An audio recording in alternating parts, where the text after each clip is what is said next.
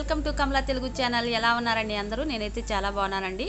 ఈ రోజు వీడియో వచ్చేసి రాగి దోశలు ఎలా వేసుకోవాలి, చాలా ఈజీగా, చాలా సింపుల్గా, చాలా టేస్టీగా ఉంటాయండి. ఎలా వేసుకోవాలి ఏంటి అనేది నేను మీతో షేర్ చేసుకుందాం అనుకుంటున్నాను. నా ఛానల్ ఫస్ట్ టైం చూస్తున్నట్లయితే కనుక సబ్స్క్రైబ్ చేసుకోండి. ఈ వీడియో కనుక నచ్చినట్లయితే లైక్ చేయండి, అలాగే మీ ఫ్రెండ్స్ అండ్ రిలేటివ్స్కి షేర్ చేయండి. నా ఛానల్ కొత్తగా చూస్తున్నట్లయితే కనుక సబ్స్క్రైబ్ చేసుకోండి, పక్కనే ఉన్న బెల్ ఐకాన్ కూడా యాక్టివేట్ చేయండి. నేను ఎప్పుడు వీడియో అప్లోడ్ చేసిన నోటిఫికేషన్ అనేది మీ వరకు వస్తుంది ఫ్రెండ్స్. ఇప్పుడు మనం ముందుగా వచ్చేసేటప్పటికి ఒక కప్పు రాగి పిండి అనేది తీసుకోవాలండి. రాగి దోశలు చేసుకోవడం కోసము ఒక కప్పు రాగి పిండి తీసుకుని పక్కన పెట్టుకోవాలి. అలాగే కొత్తిమీర, ఉల్లిపాయ, పచ్చిమిర్చిలు 2 తీసుకోవాలండి. మన టేస్ట్కి సరిపడా. మనము ఎక్కువ ఉల్లిపాయలు వాడితే కనుక ఎక్కువ వేసుకోవాలనుకుంటే ఎక్కువ వేసుకోవచ్చు, తక్కువైతే తక్కువ వేసుకోవచ్చు. ఇక్కడ ఫ్రై చేసుకోవడానికి సరిపడా ఆయిల్ అనేది తీసుకోవాలి. నెక్స్ట్ వచ్చేటప్పటికి సాల్ట్ కూడా కావాలండి. నెక్స్ట్ వచ్చేటప్పటికి మనం రాగి పిండి దోశ పిండిలాగా కలుపుకోవడం కోసం వాటరు, అలాగే ఒక ఎంటీ బౌల్ అండి. ఈ బౌల్ తీసుకొని బౌల్లో ముందుగా రాగి పిండి అనేది మనము యాడ్ చేసుకోవాలి. చూస్తున్నారు కదా, ఇలా రాగి పిండి అనేది బౌల్లో వేసేసుకుని నెక్స్ట్ వచ్చేటప్పటికి మనము వాటర్తో కొంచెం సాల్ట్ కూడా ఇందులోనే యాడ్ చేసుకోవాలండి. టేస్ట్కి సరిపడా సాల్ట్ చూసుకుని వేసుకోండి. ఎక్కువైతే పట్టదు. రాగి దోశలకు వచ్చేటప్పటికి ఎక్కువ సాల్ట్ అయితే పట్టదు. చూసుకుని కొంచెం టేస్ట్కి సరిపడా సాల్ట్ అనేది యాడ్ చేసుకోండి. యాడ్ చేసిన తర్వాత వాటర్తో మనము మిక్స్ చేసుకోవాలంటే వాటర్ కొంచెం కొంచెం కలుపుకుంటూ మిక్స్ చేసుకోవాలి. చాలా పల్చగా ఉంటుందండి ఈ దోశ బ్యాటర్ అనేది. అంటే రాగి దోశ వేసుకోవడం కోసం పల్చగా అనేది మనము కలుపుకోవాలి. ఇది మనం నార్మల్ దోశ బ్యాటర్ వెళ్ళే కలుపుకోకూడదు, పల్చగా కలుపుకోవాలి. వీడియోలో చూపిస్తున్నాను కదా, చూపించిన విధంగా మీరు కూడా ఒకసారి ట్రై చేయండి. ఇలా మనం కొంచెం కొంచెం వాటర్ వేసుకుంటూ లంప్స్ లేకోకుండా, ఎక్కడ కూడా ఉండలు కట్టుకోకుండా చూసుకుని మొత్తం పిండి అంతా కూడా మిక్స్ అయ్యే విధంగా మనం బాగా మిక్స్ చేసుకోవాలండి. ఇది పిండి మాత్రం కొంచెం పల్చగానే ఉంటుంది. అలా అని బాగా పల్చగా అయితే చేయకండి ఫ్రెండ్స్. ఈ వీడియోలో చూపించిన విధంగా ఒకసారి ట్రై చేయండి. ఇలా బాగా మిక్స్ చేసిన తర్వాత ఒకసారి సాల్ట్ సరిపోయిందో లేదో ఒకసారి చెక్ చేసుకుంటున్నానండి. ఇలా చెక్ చేసిన తర్వాత వాటర్ అనేవి మాత్రం కొంచెం పలచగానే ఉండాలి. చూస్తున్నారు కదా, ఇందులో నేను బ్యాటర్ అనేది రెడీ చేసుకున్నాను. నాకు ఇక్కడ సాల్ట్ చాలకపోతే కొంచెం సాల్ట్ అనేది యాడ్ చేసుకుని బాగా మిక్స్ చేసుకుంటున్నాను.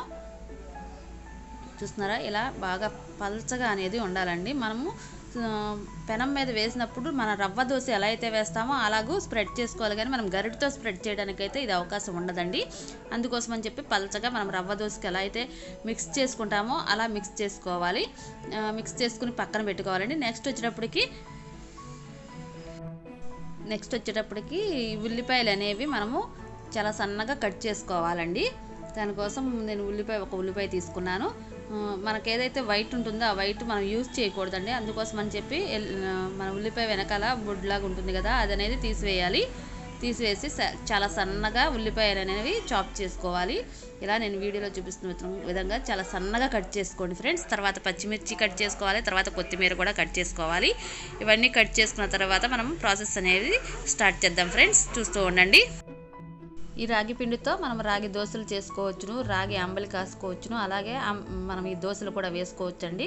ఇది ఎముక బలానికి కానీ లేదంటే డయాబెటిక్ పేషెంట్స్కి చాలా చాలా చాలా యూజ్ అవుతుందండి.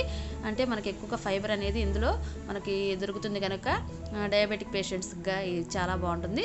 ఒకసారి మీరు అందరూ కూడా ట్రై చేయండి ఫ్రెండ్స్. ఇలా మొత్తము ఉల్లిపాయలు, పచ్చిమిర్చి, కొత్తిమీర ఇవన్నీ కూడా మనం కట్ చేసుకుని విడివిడిగా ఒక ప్లేట్లోకి అనేవి మనం పెట్టుకోవాలండి, రెడీ చేసుకుని ఉంచుకోవాలి. నెక్స్ట్ ప్రాసెస్ మనము దోశలు ఎలా వేసుకోవాలి అనేది చూసేద్దాం ఫ్రెండ్స్.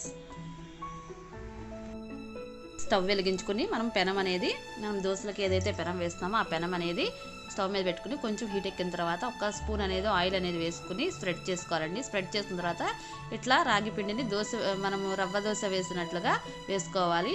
అంటే మనము ఒక్కసారిలో వేయకోకుండా మొత్తం అంతా కూడా స్ప్రెడ్ చేసుకుంటూ వేసుకుని మధ్యలో గ్యాప్స్ ఉన్న చోట మళ్ళీ ఆ పిండితో ఫిల్ చేసుకోవాలండి. తర్వాత కొత్తిమీర, పచ్చిమిర్చి, ఉల్లిపాయలు ఇవన్నీ వేసుకుని ఆయిల్ అనేది పైనుంచి కూడా మనము ఒక్కసారి 1 స్పూను 2 స్పూన్లు స్ప్రెడ్ చేసుకోవాలండి. అండ్ నేను ఇక్కడ ఎక్కువగా వేస్తున్నట్లు అనిపిస్తుంది, కానీ మనం కొంచెం కొంచెం తీసుకొని మొత్తం అంతా కూడా స్ప్రెడ్ చేస్తున్నాను. ఇది కొంచెం సిమ్లో అనేది మనము కాల్చుకోవాలండి. సిమ్లో కాల్చుకుంటే చాలా ఈజీగా వస్తాయి. హైలో పెట్టుకుంటే అంటుకుపోతాయండి. అలా సిమ్లో కాల్చుకుని కొంచెం ఎక్కువసేపు టైం తీసుకుని స్లోగా కాల్చుకుని మనం ఇలాగనేది రాగి దోశ అనేది ప్రిపేర్ చేసేసుకోవచ్చును. చాలా ఈజీగా వచ్చేస్తుందండి. కానీ మీరు కాల్చుకునేటప్పుడు మాత్రం సిమ్లో కాల్చుకోండి, అప్పుడు చాలా బాగా వస్తాయి. చూస్తున్నారు కదా, ఇలా నేను మొత్తం అన్నీ కూడా రెడీ చేసుకున్నాను.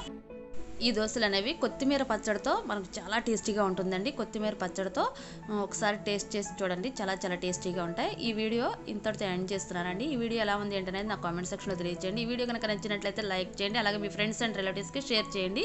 నా ఛానల్ కొత్తగా చూస్తున్న వారైతే కనుక సబ్స్క్రైబ్ చేసుకోండి, పక్కనే ఉన్న బెల్ ఐకాన్ కూడా యాక్టివేట్ చేయండి. నేను ఎప్పుడు వీడియో అప్లోడ్ చేసినా నోటిఫికేషన్ అనేది మీ వరకు వస్తుంది friends. Thank you friends, bye.